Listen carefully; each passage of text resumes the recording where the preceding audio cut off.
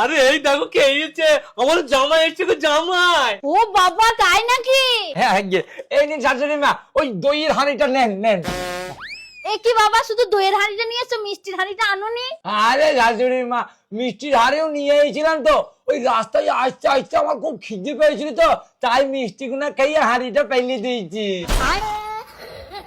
ও বাবা, মিষ্টি তুমি খেয়ে নিয়েছো তো, দইয়ের হাঁড়িটা আনার বা কি দরকার? এটাও তুমি খেয়ে আসতে পারতে। আরে শাশুড়ি মা, দই খেতে পারবো না তো, দই খেলে আমার ঠান্ডা লেগে যায়। ও, ওই জন্য দইটা ঠুসতে পারোনি, তাই তো? এ তুই বকে নিস তো, তাদের ভেতরে যা, গিয়ে মেয়েকে নিয়ে আয়। হ্যাঁ হ্যাঁ, যাচ্ছি। ঠিক আছে বাবা জামাই, তুমি তাহলে মেয়ের সঙ্গে কথা বলো, আমরা তোমাদের খাবার জোগাড় করি। হ্যাঁ আচ্ছা আচ্ছা আচ্ছা, ঠিক আছে ঠিক আছে। চলো চলো চলো চলো। আচ্ছা বলছি, তুমি কিছু বলছো না, তুমি কিছু বললা? আমি কি বলবো, আমি একটা কথাই বলবো, বিয়ের পর না আমি 5খানা বাচ্চা নেব। পাঁচটা?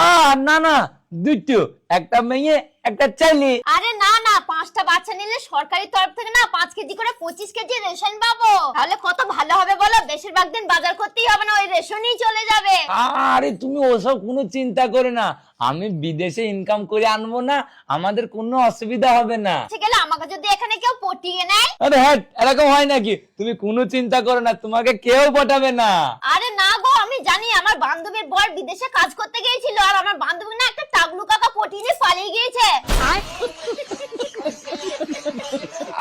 আরে তুমি এইসব কথা ছাড়ো তো, আমরা না বিয়ের পর গাড়িতে করে অনেক দূর লং ড্রাইভে যাবো। হ্যাঁ কেন গাড়িতে করে যাবো? কেন গাড়িতে গেলে আমাদের তেল খরচা হবে না? আমরা এক কাজ করব, গাধার পিঠে চড়ে যাব।